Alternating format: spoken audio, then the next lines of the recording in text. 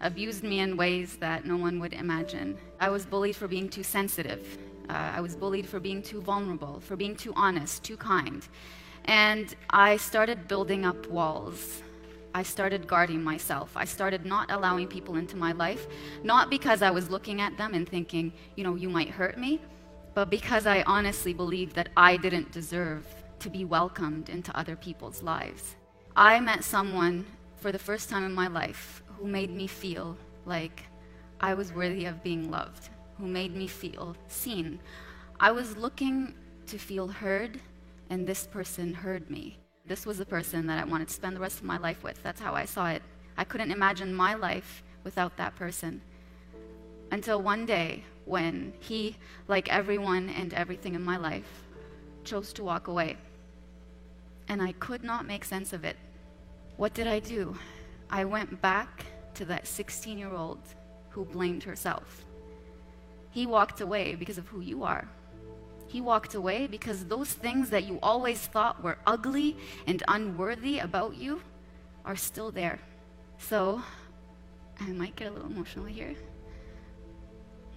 One night, during one of my hardest times, my dad pulled up a picture of me when I was this small. I was holding his hand very tightly, and he said,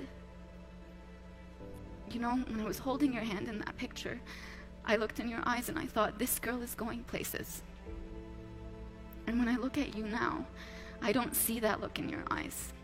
So I went to my room that night and I looked in the mirror, and he was right. I was looking at a person that no longer resembled me. I looked, and I described this before the same way, like a sky choking on clouds, not knowing whether to rain or be sunny or be clear. I looked like I was choking. And in that moment, I decided not to give up on myself now like I gave up on myself when I was 16. This time, I wrote. I wrote about my pain.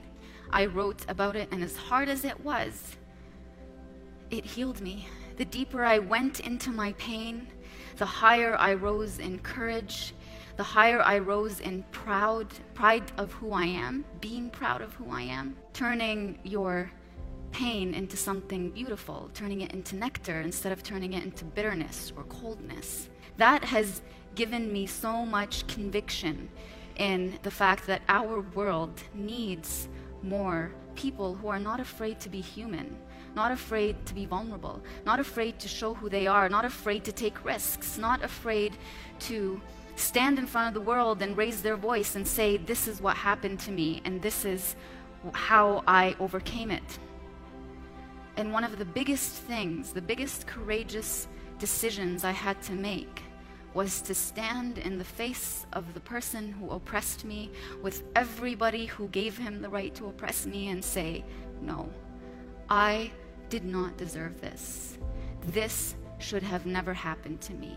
And when I do that, I tell every one of you and every person who listens to me, anything that is not right that happens to you is not right. Regardless of who says you deserved it, you asked for it, or I don't know whether I should believe you or not. You lived your story, just like I lived my story, and I stood in their faces and I said, this happened to me.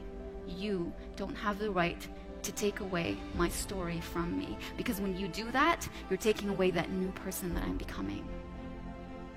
So I will end with this. That man used to tell me, who do you think you are? I say, I'm Najwa Zabian.